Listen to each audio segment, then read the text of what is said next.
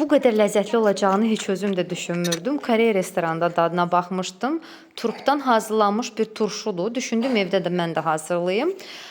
Turplarımızı yaxşıca yuyuruq, tərtəmiz. Restorandakı hissə ayrılmışdı. Mən də ortadan 2 böldüm. Ayrıca bizə çuğundur lazım olacaq. Pazı çiğ şəkildədir.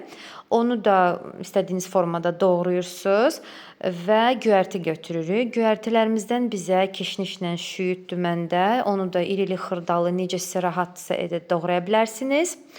Keçirik bankamıza. Bankanın içinə əlavə edirik çuğundurdan, daha sonra turp, göyərti. Yenə təkrarlayırıq. Çuğundur, turp, göyərti. 4-5 diş sarımsaq. Sarımsağını bol edin. Onun dadı elə o sarımsaqdadır. Əlavə etdikdən sonra 4-5 ədəd də yumru istiot üzərinə vurdum.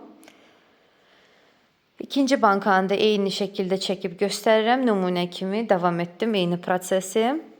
Və məndə ev təmiz alma sirkəsi olduğu üçün sirkəliyi belə deyək azdır deyə yarım stəkan tökdüm. Mağaza sirkəsinə 1/4 stəkandan əlavə eləyirsiniz.